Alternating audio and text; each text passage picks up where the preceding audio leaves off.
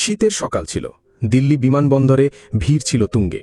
ব্যবসায়িক ভ্রমণকারীরা ল্যাপটপ নিয়ে ছুটছিল, পরিবারগুলো ছুটির জন্য প্রস্তুত ছিল, আর চারদিকে ছিল ঝলমলে আলো।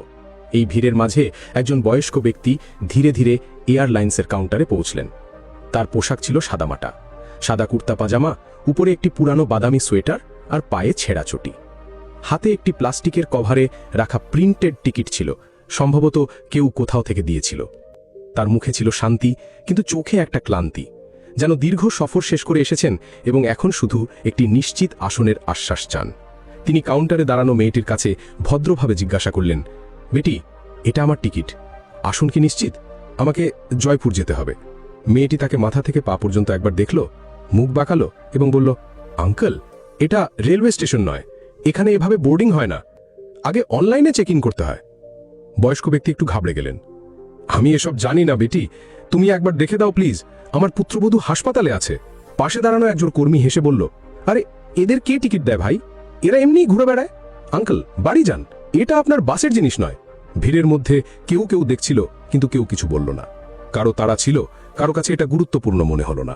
বয়স্ক ব্যক্তি আবার বললেন, শুধু কম্পিউটারে একবার চেক করে দাও বেটি, টিকিটটা আসল। এবার টিকিটটা মেয়েটা নিল, দেখা ছাড়াই ছিঁড়ে ফেলল এবং জোরে বলল, স্যার, দয়া করে এলাকা খালি করুন, এখানে এটা অনুমোদিত নয়। বয়স্ক ব্যক্তি হতভম্ব হয়ে দাঁড়িয়ে রইলেন, হাতে এখন শুধু ছেঁড়া টিকিটের অর্ধেক। তার মুখ কিছুক্ষণের জন্য ফাঁকা হয়ে গেল, তারপর তিনি মাথা নিচু করে ভিড়ের মধ্যে হারিয়ে গেলেন। বাইরে বিমানবন্দরের গেটের কাছে তিনি একটি বেঞ্চে বসলেন। কাঁপতে থাকা ঠান্ডায় তার হাত কাঁপছিল, কিন্তু মুখে কোনো রাগ ছিল না, শুধু একটা স্থিরতা। তিনি কুর্তার পকেট থেকে একটি পুরানো কিপ্যাড ফোন বের করলেন, যে স্ক্রিন ঝাপসা হয়ে গিয়েছিল। তিনি একটি নম্বর ডায়াল করলেন।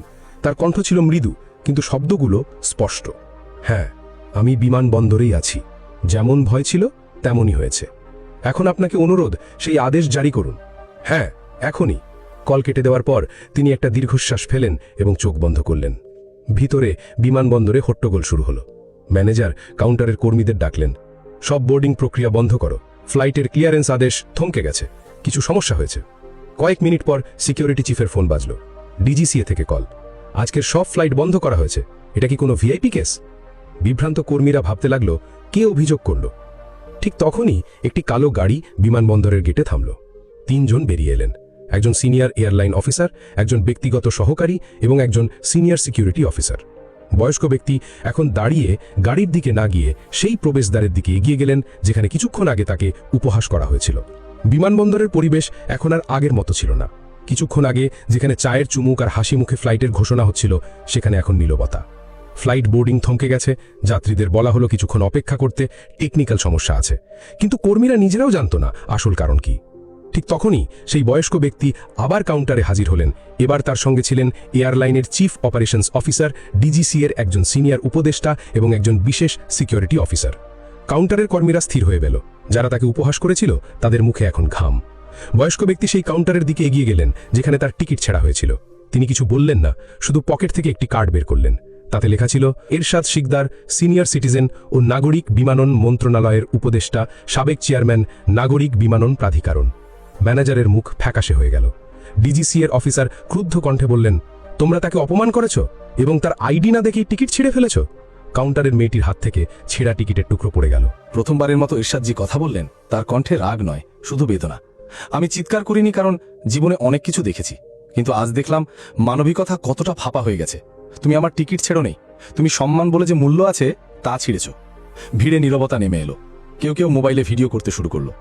এয়ারলাইনের সিনিয়র ম্যানেজমেন্ট এগিয়ে এলো। স্যার, আমরা লজ্জিত, পুরো টিম ক্ষমাতায়।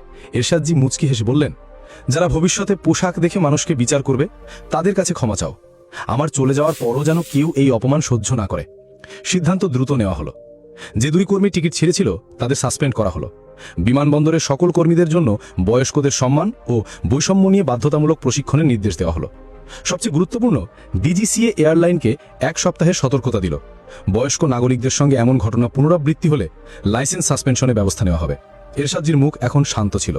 তিনি কাউকে অপমান করলেন না, প্রতিশোধ চাইলেন না। নিঃশব্দে সত্য দিয়ে সবাইকে আয়না দেখিয়ে দিলেন। গেটের দিকে হাঁটতে হাঁটতে কেউ তাকে বাধা দিল না। একজন কর্মী ছুটে এসে বলল, স্যার, দয়া করে বসুন, আমরা আপনার জন্য বিশেষ লাউঞ্জের ব্যবস্থা করছি।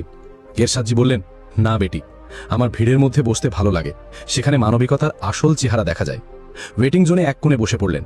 সবার চোখ তার ওপর। কিন্তু দৃষ্টিভঙ্গি বদলে গিয়েছিল। কেউ অনলাইনে তার নাম খুঁজছিল, কেউ জিজ্ঞাসা করছিল ইনি কে। যারা খুঁজে পেল তাদের মুখে বিস্ময়। এরশাদ শিকদার কোনো সাধারণ বয়স্ক ব্যক্তি ছিলেন না।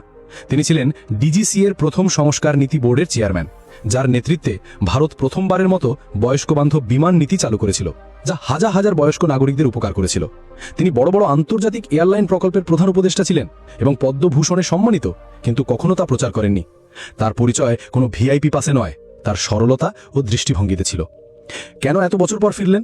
একজন সাংবাদিক ধীরে তার কাছে গিয়ে জিজ্ঞাসা করল, স্যার, যখন আপনাকে অপমান করা হলো তখন চুপ কেন ছিলেন? এরশাদজি হেসে বললেন, একসময় আমি বিমানবন্দরে উর্দি পরে আদেশ দিয়েছিলাম। আজ সেই বিমানবন্দরেই আমি সাধারণ মানুষ হয়ে অপমান সহ্য করছিলাম। জানতে চেয়েছিলাম আমাদের তৈরি আইন কি শুধু ফাইলে আছে, না মানুষের হৃদয়েও আছে। তার ফিরে আসার উদ্দেশ্য ছিল, এয়ারলাইনটি তার পুরনো পেনশন ফান্ড কোম্পানির বিনিয়োগকারী ছিল। তিনি এসেছিলেন শুধু দেখতে এই দেশে এখনো বয়স্কদের সম্মান দেওয়া হয় কিনা। তার অভিজ্ঞতা তাকে শিখিয়েছিল একটি সিস্টেমের শক্তি তার প্রযুক্তিতে নয়, তার সংবেদনশীলতায়। যে কাউন্টার কর্মীরা তাকে উপহাস করেছিল তারা এখন চোখ নিচু করে দাঁড়িয়েছিল। এরশাদজি একজন তরুণ কর্মীকে কাছে ডাকলেন। ছেলেটি কাঁপছিল। বেটা, তুমি আমার টিকিট ছিনেছিলে। জীবনে কারো সম্মান আর ছিল না। এই চেয়ারগুলো বদলে যাবে, কিন্তু তোমার চিন্তাভাবনাই তোমাকে মানুষ বানায়, বা শুধুই একটা মেশিন। লাউঞ্জের প্রতিটি যাত্রী আজ কিছু শিখে চলে গেল। কেউ টুইটারে লিখল, আজ দেখলাম আসল শক্তি সেই যা চুপ থাকে আর প্রয়োজনে শুধু একটা কল দিয়ে পুরো সিস্টেম কাঁপিয়ে দেয়। একজন বয়স্ক মহিলা হেসে বললেন, তিনি একা ছিলেন না, তার সঙ্গে ছিল তার পুরো অভিজ্ঞতা।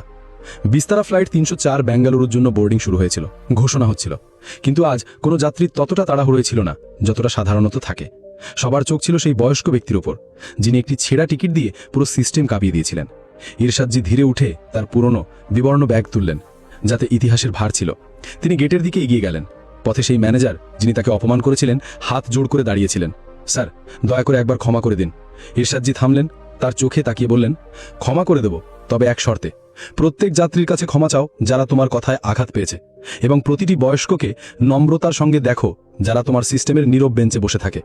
গেটে পৌঁছেতেই এয়ারলাইনের সিনিয়র টিম ফুলের তোড়া এবং ভিআইপি চেয়ার নিয়ে অপেক্ষা করছিল। তিনি হেসে প্রত্যাখ্যান করলেন, আমি ভিআইপি নই, আমি একটি স্মরণ করিয়ে দেওয়া ব্যক্তি, যে বয়স্করা বোঝা নয়, সমাজের ভিত্তি।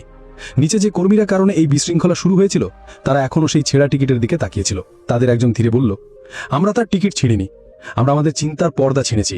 মানুষের পরিচয় তার পোশাকে নয়, সেই ক্ষতের মধ্যে যা সে চুপচাপ সহ্য করে এবং তবু হেসে ক্ষমা করে দেয়। যাকে তুমি সাধারণ ভেবেছ, সেই হতে পারে তোমার শেষ আশা। সম্মান উঁচু পদের জন্য নয়, মানবিকতার জন্য হওয়া উচিত।